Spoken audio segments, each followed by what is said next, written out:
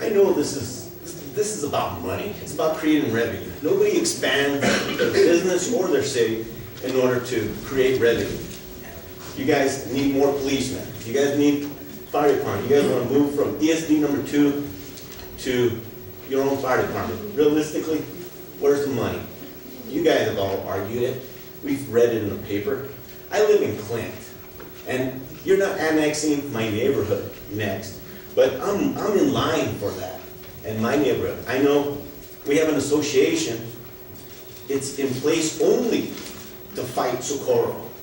And it's sad that we waste $300 a year for a fight that we know is coming down the line.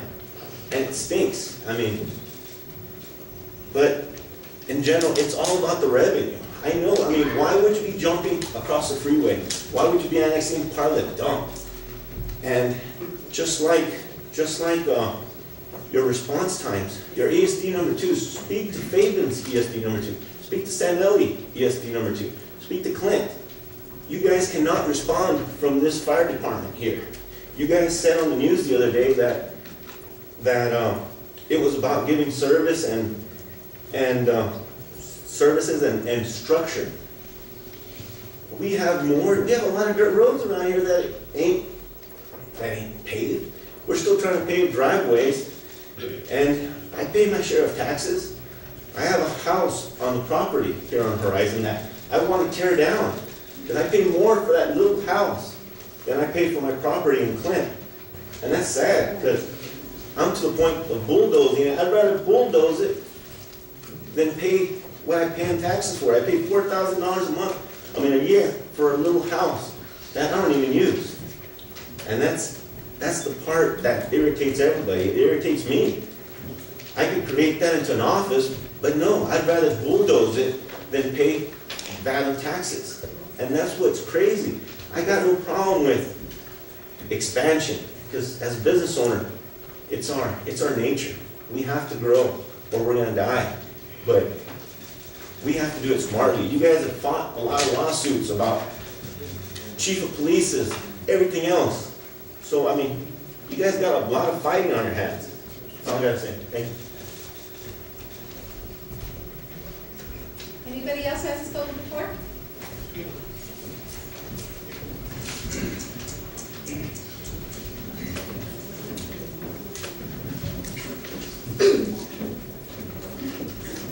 Hello, my name is Ray Sanchez. I live at 13721 Paseo Rico in Horizon. Basically have a lot of family roots in San Elizario and have operated businesses in San Elizario. I just wanted to say that the older than the history of El Paso City proper San Elizario has maintained its own identity, whether it be through political boundaries or as a people, culturally. Now, we're very similar, we being everyone here that's residents on the borderland. We're very similar in a lot of issues, and we should stand together more often than what we really do to better our community in the perspective and the context of the nation as a whole. I mean, all of us we look across the room at each other, and it's, for an outsider, impossible to tell who's from San Elizario, Isleta, Socorro, El Paso for that matter, whether you're Hispanic, black, or white a lot of times. We're just really, truly melted together. But in this particular case, I think that San Elizario has grown and developed a lot of pride and has built up its own identity historically and culturally, and the schools and there's so many facets to what is San Elizario, and it's a beautiful thing. What does the future hold politically for San Elizario? I think ultimately that should be for the residents to determine and decide if they want to pay taxes or don't want to, or they're going to have to pay taxes to themselves one day to incorporate. I think they should be given that right of self-determination. Every town has its difficulties. Every town has its infighting and disagreements. I think San Eli would never be immune to that should they begin to incorporate. I don't think there should be a long finger pointing to, you see, you all didn't want to pay taxes and now you're incorporating, you're fighting, and your people are just going through as many problems. I think that's their right to develop as their own identity, because they've had that identity since 1789, when the town transferred from becoming an Hacienda de los Tiburcios to the Presidio of San Elizario, like it is today. Now it is a town.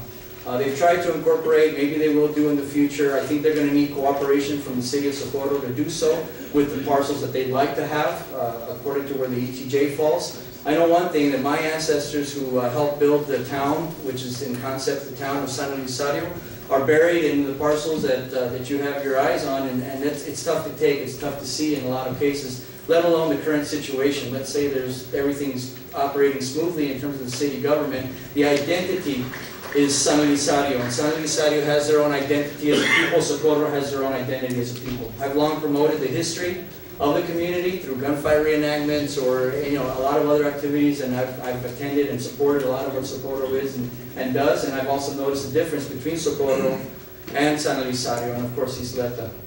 So I'm here just to offer that consideration. I think you have a people that are unified for various reasons, that at least at this moment they do not want to be the people of San Elisario apart and identified with Socorro. It's just there's a difference. There's a cultural, mental, historical difference that divides, and I think that keeping that political boundary the way it is, at least as it pertains to the San Elisario area, so that they can determine on their own what their future should be, I think is respectful, it's calm, it's an educated, it's a wise thing to do. There are different ways, I think, to raise revenue, and I think there's no denying that the revenue raised out of new housing developments in the San Eli area will be unequally distributed out toward the center of Socorro and not left within that property. And that's why San Elisario should have their own ability to self-determination. They can spend their taxes however they see fit, and if they fight, then great, so be it. Let them fight, but let them fight as residents of San Elisario, not as pseudo-Socorro residents. Thank you very much. Thank you. Anyone else who hasn't spoken before?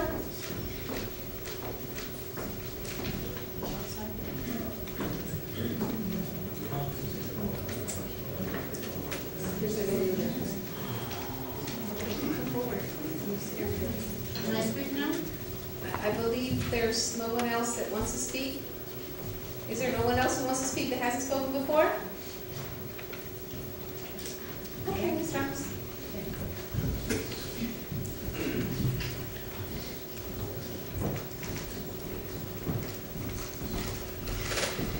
Good evening, Mayor Pro Tem and Council. I stand before you right now simply to tell you about it as I have in the past. I speak when I have a concern on me. And when I give you my recommendations, it's because it comes from the heart and it is sincere. I love our city of Socorro, but we have to continue moving forward in a progressive way. But the only way that we can move forward is being able to be good neighbors. We had problems with the city of Horizon regarding the water issue. And now we have this on our hands that we want to annex our neighbors' parcels of land. I think that it would have been very nice if you all would have done it appropriately as anything else that concerns business, city business, is calling them to the round table, discussing with them your ideas, the reasons why you need to annex more property, which I truly believe it is to progress, to gain more tax base, to pay for our debts that we have. We have large amount of certificate of obligation amounts that we need to pay back. And I know that we need more money. But the way you did this, I think, only made you look bad because you didn't ask the proper way. Just like any good neighbor should. Before stepping over the boundary, ask permission. Okay, well, here we are. You have heard the voice of our community and our neighbors. Please do not annex none of these properties. Though you see the benefits that might come from them. But it is so true that we as Socorro citizens have asked for services to be provided and we can't get them. I am one of them that has no sewer. I've lived there, but no sewer. And yes, the Lower Valley Water District might be responsible for that, but you are too. When you call them to the table to plan for what we need as a city. Why not sit down and speak to those people that can help us first, get our things and our facts straight, and build our reputation back up where it should be, and not be told or scolded at for not doing the right thing and the proper thing, or following procedures accordingly, or respect. I thank you because you're listening to me, Mayor Pro Tem. I thank you. I really appreciate when you look at me when I'm speaking to you.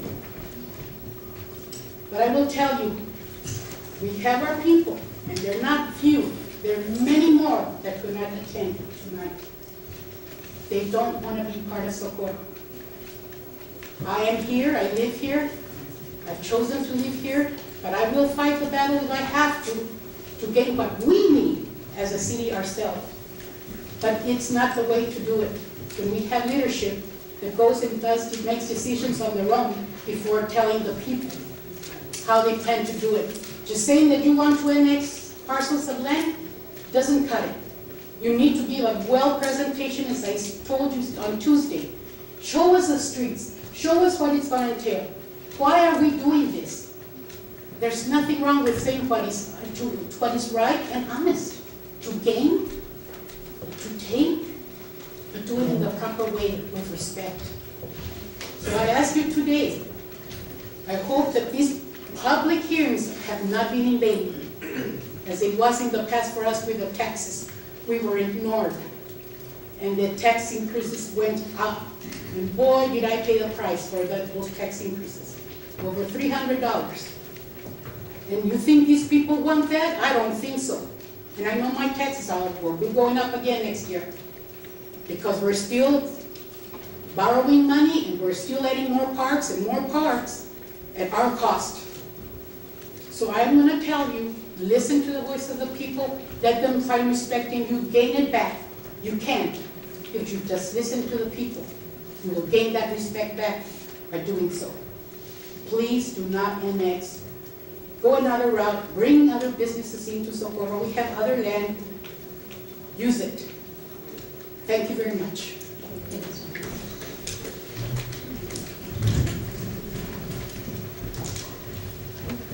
Good evening, my name is Maya Sanchez. I'm at 12337 Socorro Road, proudly in San Lusario. I'm not part of the annexation, but my family does own property that is very, very close to where the border is. I won't rehash what's been said before me. I'll just make a couple points. As we all have seen in recent news about this annexation, your spokesperson has been touting the services that San Lusario and the other parts of this annexation will be provided. However, if you look at those areas, they don't need those services. They have great paved roads. San Eli Market has one of the most beautiful storefronts on all the Mission Trail. They recently redid a fence with trees, which not even the county of El Paso has the money to put in trees down the Mission Trail like a lot of us would like. They're taking care of themselves. And not just the businesses, but the homes on Glorieta. If you take that road, those are some of the most picturesque adobe homes in the city of San Lusario. So, although it's much appreciated, the fact that you're giving us that lip service, it's not needed. Secondly, a lot of what you're taking is, or a chunk of what you're taking is the Mission Trail. As others have stated, the historical significance of the Mission Trail is important to all of us in the valley, and I know it's important to you as well. And as you know, there are certain zoning regulations that unfortunately are not as enforced as they should be. But what's a sore sight beyond just the car shops and all the other businesses that technically, according to regulations, shouldn't be there, is you in Socorro on the Mission Trail have allowed over time what looks like a gravel quarry. And we don't want to see that happen in San Lusario. So my last point that I'd like to make is, well, I'm sorry, two more points. Concerning the illegal dumping that Mr. Garcia has been talking about, that the city would be able to prevent or help, kind of with the tire dumpings or chemical dumpings, whatever kind of dumpings. I did speak to somebody who's in the office of the fire district who's in charge of the tire amnesty program. And she said that although it's pretty much difficult for anybody to regulate that, so we won't put that necessarily on their shoulders. What she did say is they've tried to put pressure on the city of Socorro to educate their constituents about illegal dumping, yet they haven't gotten much of a response on that front. So that's a concern, of course. I'm not gonna lay all the tire dumping on you, but unfortunately, that's where we are at this point. Hopefully with education, we'll get less of that.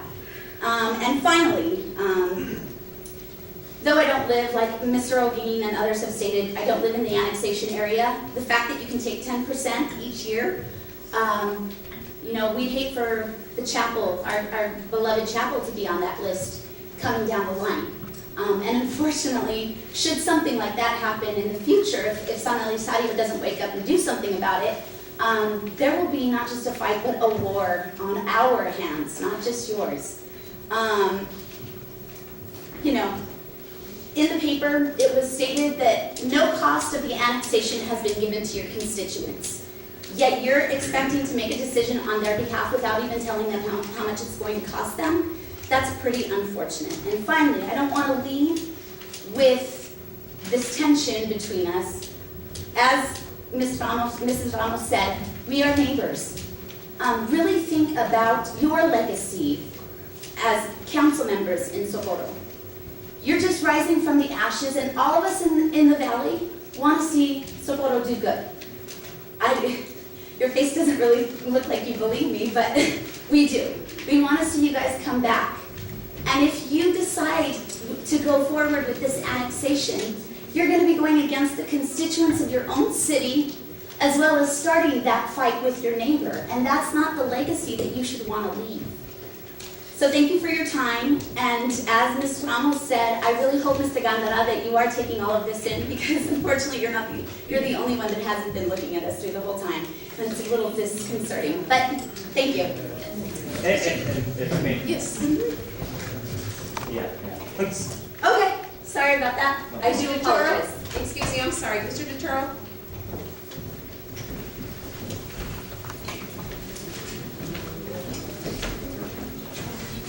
Mayor, Council, thank you. I had a chance to go over the map, and respectively, I would hope a lot of people would have done the same thing.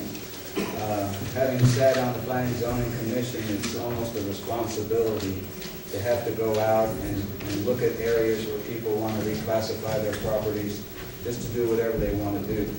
So I would hope that you've all done that you've all done that first check off on your homework. Get in your car and go out and actually see where these boundaries are. That's your first thing to do. If you haven't done it, then shame on you.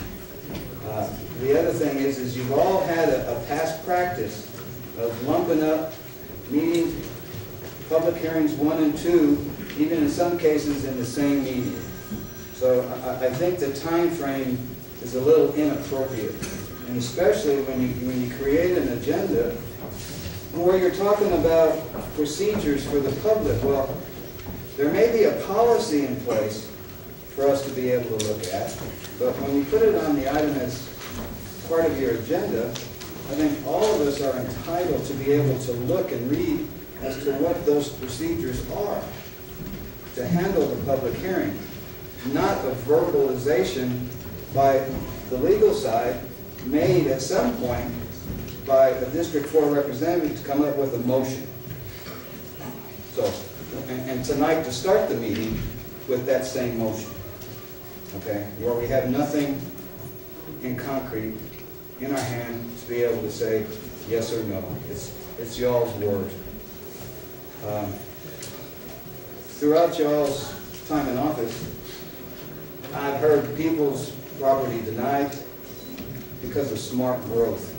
Mr. DeTuro, we are speaking of the annexation. Yeah, it is, Would you get back and on it's track? part of it, because the Just annexation as long is as we you're get back on expanding. track. We don't I'm not. Smart growth is smart growth, okay? And this isn't it. You'd have to look at why parcel number 2 down in San Ela. We don't need to be there unless District 4 representative has an axe to grind with San Ela. And that's what that is, okay? That's just me making that statement, because he's done other things to benefit himself in the area, in that annexed area, okay? Where is the master plan? Is this incorporated with Southwest Sites? Do they have it? And if they do, when do we get to see the first copy run of the draft? Or are we ever going to see it? Or is it just something that's in the closet like our construction ordinance? Because if you annex, people are going to have to be able to build, and I don't know what ordinance you're allowing people to work under. Some international standards book is what I've heard, but we don't have our own, or our own has been put in a closet somewhere. And for some reason why it can't come out and come to life again. So to fix the problem in '09 of the annexation, then I think you need to keep parcels 3, 4, and 5 because they were missed in annexation back in '09. So this is an example, again, that if you don't do your homework right, you have a lot of problems with it. And seriously, you haven't given the first round enough time for the people to absorb it. I mean, I'll give you all credit, you know how to stir up a hornet's nest, because here we are, okay?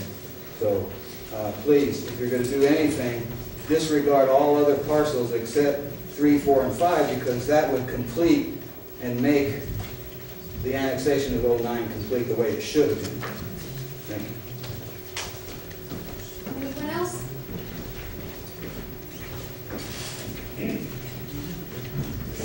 Good evening, Council, Mayor. Again, I want to thank you for allowing me. I'm not here to try to distort your credibility. I'm not here to try to tell you how to run your business. I'm here simply to ask you one thing. It's been said prior, have you done your homework? And by that I mean, legally what you're doing is sitting in line with the local government code. There has been some talk that I've heard that I have done some research, but I don't want to talk about the research that I have done. But I just want to ask that one question. Have you done your homework in terms of looking at the local government code, or are you going by what your city attorney is telling you, not to mean that I'm trying to discredit his character? But I have to give you a historical background because in the paper, well, first of all, Ben Sanchez, 12337 Socorro Road, San Elizario, Texas. I do not have property there in the proposed annexed area, but my uncle, as Mrs. Quesada said, my uncle Tomas Tellez was one of the founding fathers of San Elizario, and I'm very proud of it. And there's other families. But to continue on, I would have to go back, historically speaking, to make a point about what I'm trying to convey to you tonight. And in your city charter, as I mentioned Tuesday, you have identified that based on the 1871 Socorro land plan, that's where you decided to do the boundaries, which there are no meets and bounds. But I believe, and correct me if I'm wrong, that there were 4 land grants that were established by the Spaniards when they came down here. And they came as conquistadores, meaning they were going to take something that didn't belong to them and make it their own in honor of King Philip II. Okay? Wrong. But nevertheless, the indigenous were left out in the cold. That's what they told them. We're taking it. And there was a great Pueblo revolt in 1680 that chased Spaniards out here. And that's when the development of all these areas started. That's when the land grants were established. San Elizario land grant extended all the way to Porvenir, in front of Fort Incac area. Over here to the east, it went up to the Guadalupe, Salt Lake, Guadalupe Mountains. And within time, because of the school districts or because of somebody, that land grant, and in other words, the meets and bounds of San Elizario became from this big, humongous land to just a little piece of land. And in doing so, there was some history that was established back then. I have here design guidelines and how the Mission Trail was supposed to look. And we can go back to the 1980s when all this, because I was a victim of a letter that I received from the city, from the county of El Paso. If you renovate your building, you might have, we did a survey from Isleta, Socorro, San Elizario. If you renovate your building, you're gonna have tax incentives, tax abatements, low interest rate loans and all that. And express my language, but like a fool living in Los Angeles, I started pumping into my place to the tune between 1982, based on that letter, 1989, to the tune of 50,000, only to receive next year, 1990, I get here at 3 o'clock in the afternoon, at 11 o'clock at night, that place was on fire. My business was lost. I lost everything, no insurance, no nothing. I go to the city, the county, and they tell me, you know what? You cannot knock that building down because it's historical. It's on the Mission Trail, you need to fix it. Where's the tax abatements? Where's all this? And so I had to start all over. My taxes went from $600 when it was a lost building to $6,000. 300% went up. Okay? But when getting back to all this about the Mission Trail and all this, is that, like Mr. Sanchez said, Mr. Sanchez, I'm sorry, you're There's- taking that. there's, Thank you very much. okay, thank you. Anyone else? Does anybody else would like to speak?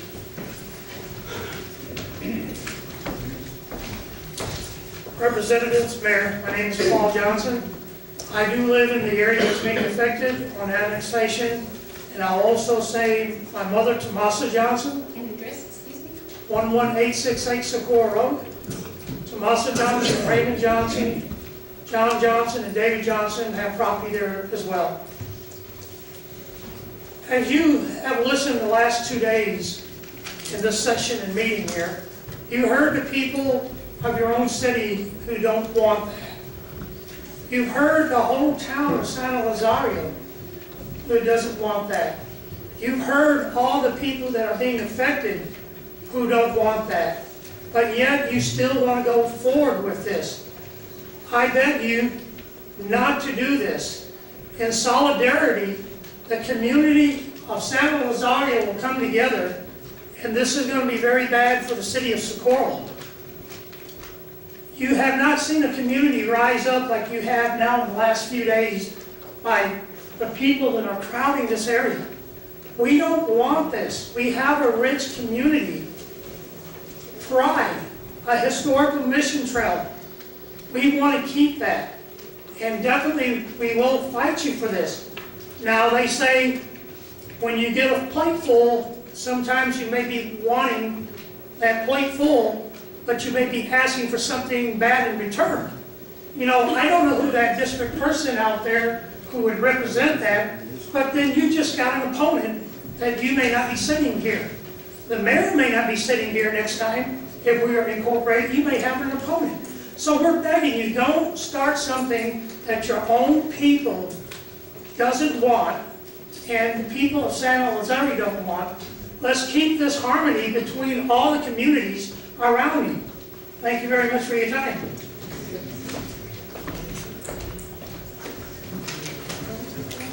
Is there anyone else who'd like to speak before we close this public hearing?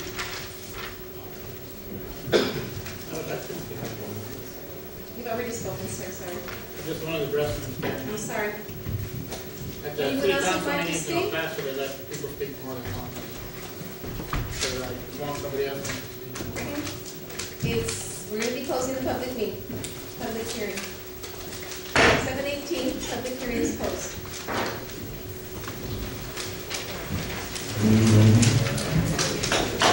Next item on the agenda, consent agenda. Make a motion to approve the consent agenda. Sorry, I didn't hear you. My motion to approve the consent agenda.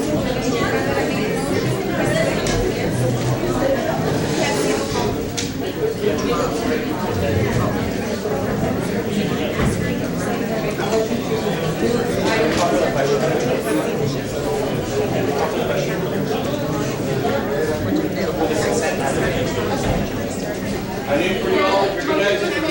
Building official in order to inquire. Second by Mr. Madrid. Mr. Madrid? Mr. Mayor? No. And Mr. Mayor? Yes. Addendum to the consent agenda? Regular agenda. Item 15, we're going to have swearing in of elected officials.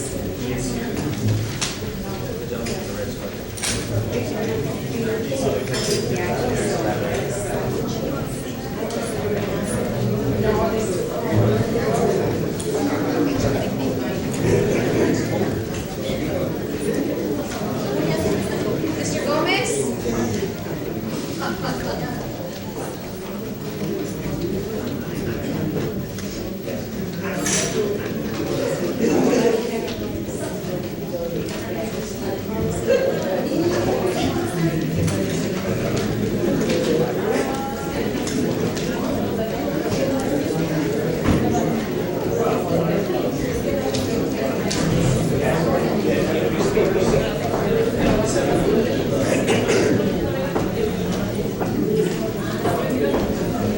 How many people are being affected by this? 7. I mean, that in total, the ones that were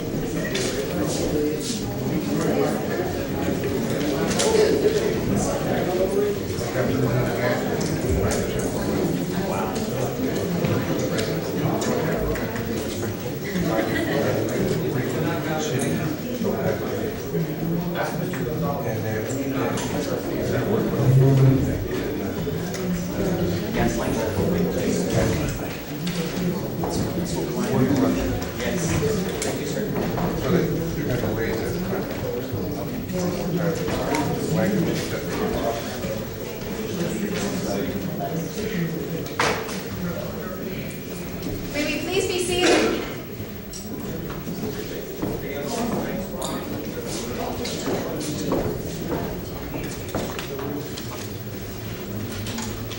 Can we have Mr. Flores come forward, please? Mr. Flores, how are you?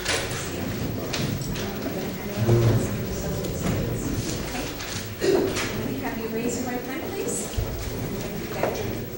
I, Igor Alberto Flores, I, Igor Alberto Flores, do solemnly swear or affirm do solemnly swear or affirm that I will faithfully execute the duties that I will faithfully execute the duties of the office of the Board of Adjustments of the office of Board of Adjustment of the City of Socorro, Texas, of the City of Socorro, Texas, and will to the best of my ability and will to the best of my ability preserve, preserve, protect, and defend protect, and defend the Constitution the Constitution and laws of the United and States the laws of the United States and of this state. and of this state. I, Igor Alberto Flores, I, Igor Alberto Flores, do solemnly swear or affirm do solemnly swear or affirm that I have not directly that I have not directly or indirectly paid, or indirectly paid, offered, offered, promised to pay, promised to pay, contributed, contributed, or promised or promised, to contribute any money or contribute to any money, or thing of value, or thing of value, or promised any public or promise any public or employment or employment as reward as reward to secure my appointment to secure my appointment or confirmation thereof. or my confirmation thereof. Congratulations, Mr. Flores. Please, oh, okay. I think Mr. Flores, please come forward, this is his appointment. They're good. And if you, please, obviously, but if you could please shake their hands, I'd like to shake their hands, please. Mr. Flores.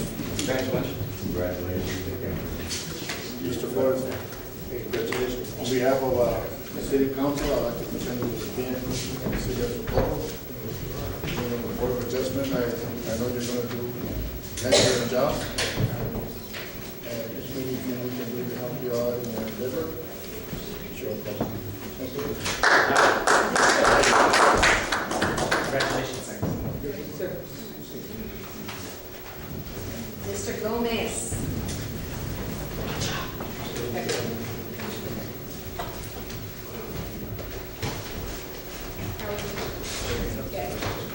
Okay, you ready?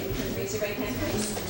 I, Danny Gomez, I, Danny Gomez, do solemnly swear or affirm do solemnly swear or affirm that I will faithfully execute that I will faithfully execute the duties of the office the duties of the office of the Civil Service Commission of the Civil Service Commission of the City of Socorro, of the Texas, City of Socorro, Texas, and will, and will, to the best of my ability, to the best of my ability, preserve, protect, preserve, protect, and defend the Constitution and defend the Constitution and the laws of the United States and the laws of the United States and of this state. and of this state. I, Danny Gomez, I, Danny Gomez, do solemnly swear do or solemnly swear affirm or affirm that I have not directly that I have not directly or indirectly paid, or indirectly paid, offered, offered, promised to pay, promised to pay, contributed, contributed, or promised or promised to contribute any money to contribute any money or thing of value, or thing of value, or promised any public or promised any public or employment or employment as reward as reward to secure to secure my appointment my appointment or confirmation thereof. or confirmation thereof.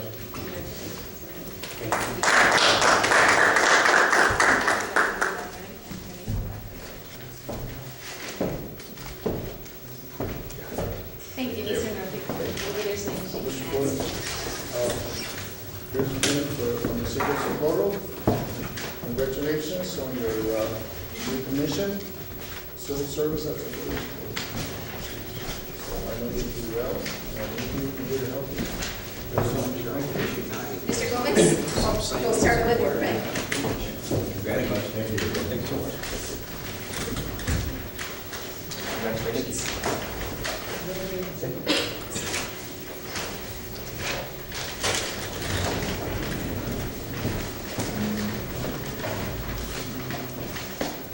Item 16, discussion and action to acknowledge and confer publication and posting of notice and conduct a public hearing.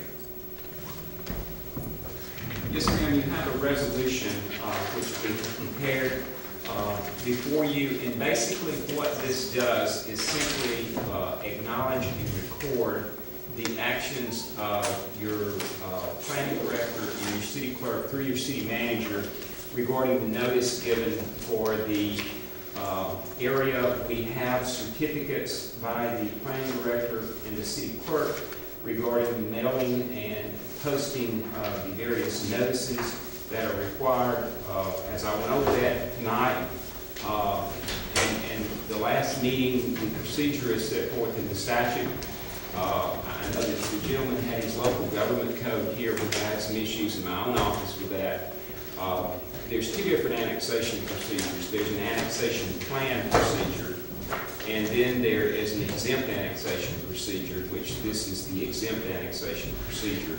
The annexation plan procedure involves 4 years of process and so forth and so on, and does not involve all the limitations that you have with respect to this smaller expedited procedure.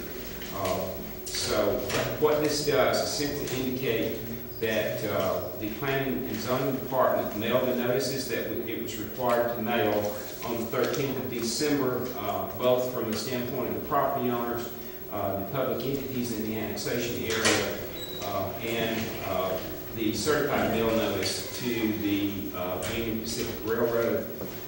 Frankly, I don't know that the Union Pacific Railroad has any particular right-of-way in the annexation area, but out of an abundance of caution, they were mailed notice of the annexation just in case they perhaps might have something in the area.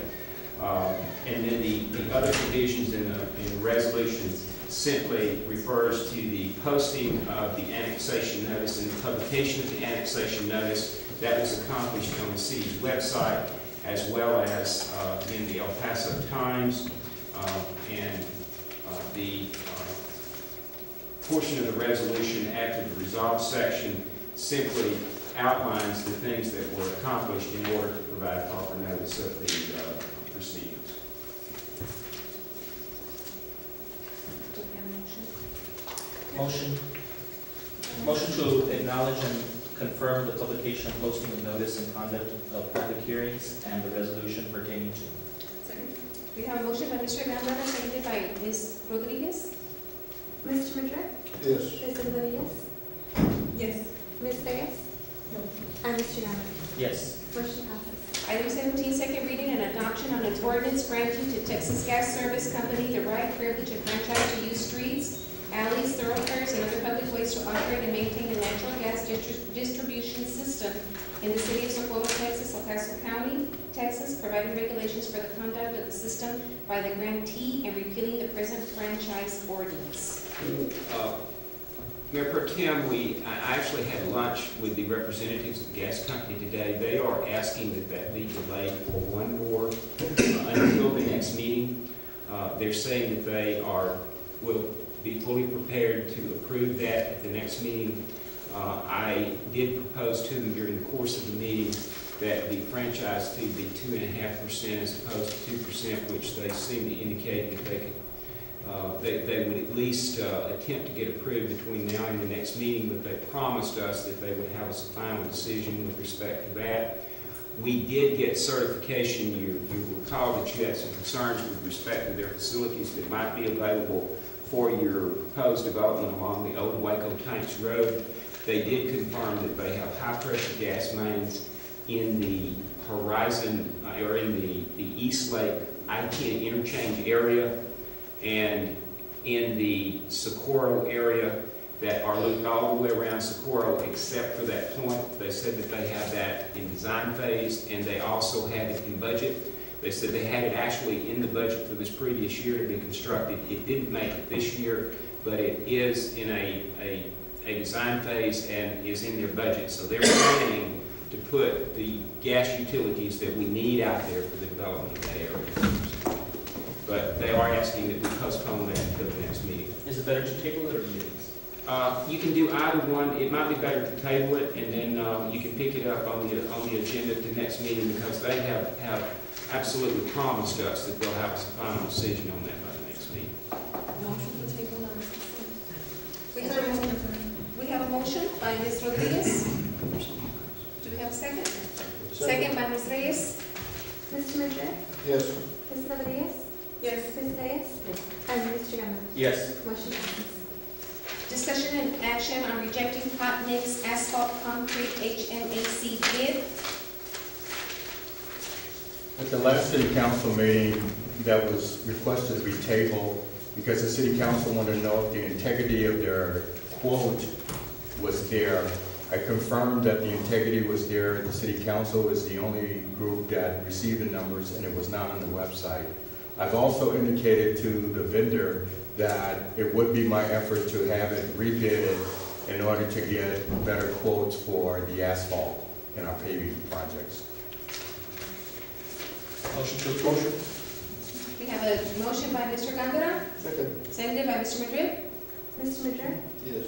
Ms. Rodriguez? Yes. Ms. Reyes? Yes. And Mr. Gambara? Yes. Motion passes. Item 19, discussion and action on awarding request for proposal RFP for bus services. Before you, we have a bid for bus services to take students to UTEP from Socorro, and we received only one bid. Basically, the cost per shuttle per day is $350. If there's 4 trips daily to UTEP, it'll cost us a matter of $700 per day. And basically, it's just a matter of indicating that that price would be $700 per day, 5 days a week, with an indication of how many weeks throughout the year we would provide that particular service. And I guess this is really one of the proposal or one of the perspectives of providing that service. And I would recommend that we consider getting our own bus service and providing drivers to make those trips. I think it might be more cost effective for that particular approach unless the city council feel differently. Mr. Murphy, how many vendors submitted a bid? Only one vendor submitted a bid, and it was actually submitted with the El Paso time. So only one response is what we've got. This is the only response. Ms. Reyes? Do you suggest we do a feasibility study on it so it can come up with a? Yes, I think that might be a better approach, just mathematically. Personally, I think that if we use the same dollar component, I think we would be able to either lease or purchase a bus equivalent size, as well as provide a driver. And obviously, we have the gasoline and the other materials to go along with it. I think that might be a better economic approach to it, and I think we could have a lot better control of the program. Would you suggest that we just table this then? That depends on the city council. Mr. Murphy, I have a question.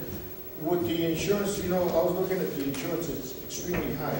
Would that affect our insurance? Our insurance is with TML, as well as it's some component of self-insured for our vehicles, which means that we have a deductible. I think it's just a matter of still insuring the vehicle, which we would have a price for. We would have a deductible in the event that there's some particular problem, and that would be just part of our normal vehicle program. So you would have, obviously, insurance, gasoline, some element of repair, as well as the outlay of a particular vehicle of a decent size in order to do that. And obviously, hiring potentially part-time employees, a couple drivers in order to do it morning, evening, and obviously if there's a cancellation or something, if someone's sick, you have a backup personnel in order to provide it. Yes, even though I do support this program, I think it's very important for us to have this. I didn't like the figures, and so I would probably think that I would like to find another source, maybe, or just study this a little bit more, to find other venues so that we can get it at a cheaper price. Okay. And I will also work up if we did it ourselves as an alternative model. The study, sir? Yes, ma'am. Ma'am? Mr. Miller? I do know that we did officially notify Sun Metro and their administration. They did send us back correspondence that they weren't interested at this time. As everybody knows here, Sun Metro is basically the only game in town for bus services. If Sunset Enterprises, which is a private company, jumped on this opportunity, then good for them, in my opinion. I also know that Sunset Enterprises also provides busing service for the city of El Paso in their airport services. So Sunset Enterprises is already doing office with a government agency, which is the city of El Paso. Sun Metro has, like I said, very cordially turned us down because, for whatever reason. So, here's the issue is that either we're going to do this or we're not. The reason why is timelines. Next week, UTEP starts their classes. And if we miss this semester, obviously we wouldn't provide during the summer because of the hours in the summer that are sporadic. And you don't get the big demand like you would in a regular semester for classes. Which means the next time we would address this issue would be in August of 2013. So I do feel a little bit of a sense of an urgency to get this off and going. What I would like to see done, because Mr. Norfleet brings up the concerns of could we do it better, is to give Mr. Norfleet the ability to negotiate the contract that puts in these opportunities for when Socorro finally does come online with its own drivers. It's already written to the contract that we have the ability to substitute drivers or buses and I think Sunset's being, a private company, I wouldn't imagine that they would have too much fight with that. Because again, we may decide that for this coming year, we can only provide one bus and one driver because a bus will cost us, however many thousand, say 30, 40,000. So this we're already put in one bus. So maybe if this went fast, 3 or 4 months from now, if we're willing to put in a bus and then we have it in the contract where we could take out one of their routes and put our bus in there. And so we're still maintaining the same level of quality of service. And it then becomes a way to transition into this service as opposed to, you know, let's not do it till August. That's kind of what I'm hearing when I hear let's delay this. Again, because this semester goes from January to June. And then we have the summer, and the next class will be in August. What about just one, how about just one trip instead of two? And then we can increase, you know, as we see them. And if you're asking that, is that what you're asking? I also want to put an emphasis on, you know, these are just one of those priorities, at least in my opinion. It's the education of our community. Last census, we were ranked the last in Texas in college degrees. I mean, so for me, that type of stigma didn't sit well. And so, and obviously there is a economic burden because of how far UTEP is and the traffic. And that type of wear and tear on a vehicle for somebody from our community who may not have the brand new vehicle, who has the used vehicle, and making that trip 3 times a day. So I think there is an economic disadvantage for our community. If we can, again, assist them in something as fundamental as getting a college degree, I'd rather keep it at the same level and just give Mr. Norfleet and the city the ability, again, written into the contract with Sunset, to switch things out. You know, when we finally get things online where we're ready, we have the ability written into our contract to, like you said, delete some of those services, and then we step in and provide those. And like I said, and the fact that Sunset already providing services for the city of El Paso, that seems to me that that's going to be the cost. Again, UTEP is not close. UTEP is an hour drive from here, one direction. And we're talking about providing that 5 days a week. So, and having 4 trips. And then they're putting up the insurance on the vehicles. So providing the drivers, the benefits, and the, you know, all that stuff that goes with it. So personally, I'd like to see us approve this, but give the city the opportunity to negotiate the contract, and obviously negotiate it to everything